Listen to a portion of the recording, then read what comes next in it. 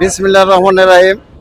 আজকের এই শুভ দিনে, আজকের এই শুভক্ষণে আমি সর্বপ্রথমে শ্রদ্ধার সাথে স্মরণ করছি বহুদলীয় গণতন্ত্রের প্রবর্তক শহীদ রাষ্ট্রপতি জিয়াউর রহমানকে, যিনি এদেশে বহুদলীয় গণতন্ত্র প্রবর্তন করে বাংলাদেশের খেটে খাওয়া মানুষের, কৃষক, শ্রমিক, মেহনতি মানুষের ভাগ্যের পরিবর্তন করেছিলেন অল্প সময়ের মাধ্যমে।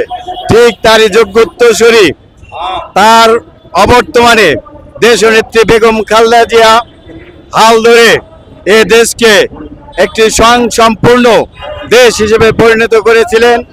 বিগত স্বৈরাচারী শেখ হাসিনা সরকার নানা নির্যাতন নিপীড়ন চালিয়ে এই বাংলাদেশের মাটি থেকে গণতন্ত্রকে নির্বাসিত করে তার পিতার পদাঙ্ক অনুসরণ করে একদলীয় শাসন কায়েম করেছিল। শত নির্যাতন নিপীড়ন উপেক্ষা করে দীর্ঘ কারাভোগের পরে, অসুস্থ হওয়ার পরে, মুক্ত হওয়ার পরে দেশনেত্রী বেগম খালেদা জিয়া উন্নত চিকিৎসার জন্য বিদেশের মাটিতে লন্ডনে গিয়েছিলেন। সেখান থেকে আল্লাহর অশেষ রহমতে দীর্ঘ 4 মাস পর আজকে দেশের মাটিতে পদার্পণ করতেছেন। এ কারণেই বাংলার আপাময় সাধারণ মানুষ, খেটে খাওয়া মানুষ, ছাত্র শিক্ষক থেকে শুরু করে আবাল বৃদ্ধ বনিতা আজকে আনন্দে উদ্বেলিত যে দেশনেত্রী বেগম খালেদা জিয়া দেশের মাটিতে পাড়া দেওয়া মানে দেশের উন্নয়ন, দেশের মানুষের ভাগ্যের পরিবর্তন। এ কারণেই আমরা সুদূর মানিকগঞ্জ জেলা থেকে এসেছি। সারা বাংলাদেশের কৃষক, মেহনতি মানুষ, আমরা কৃষক দলের পক্ষ থেকে দেশনেত্রী বেগম খালেদা জিয়ার এই আগমনকে স্বাগত জানাই, অভিনন্দন জানাই। মানিকগঞ্জ জেলা বিএনপির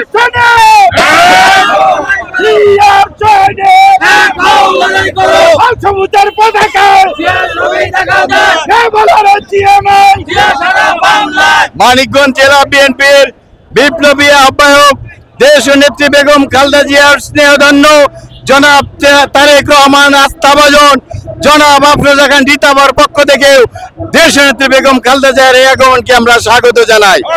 সম্মানিত নেতৃবৃন্দ, আমি এতটুকুই বলতে চাই, আগামী দিনে রাষ্ট্রনায়ক জনাব তারেক রহমানের দিক নির্দেশনায় যেভাবে স্বৈরাচার বিরোধী আন্দোলনে মানিকগঞ্জ জেলা বিএনপির বিপ্লবী সভাপতি দীর্ঘ 17 বছর রাজপথে লড়াই সংগ্রাম করেছে, ঠিক তারই ধারাবাহিকতা আজকের এই দেশনেত্রী বেগম খালেদা জিয়ার চিকিৎসা শেষে এই দেশে প্রত্যাবর্তনেও সেই নেত্রী আমাদেরকে একত্রিত করে ঢাকার রাজপথে জড়ো হয়েছে।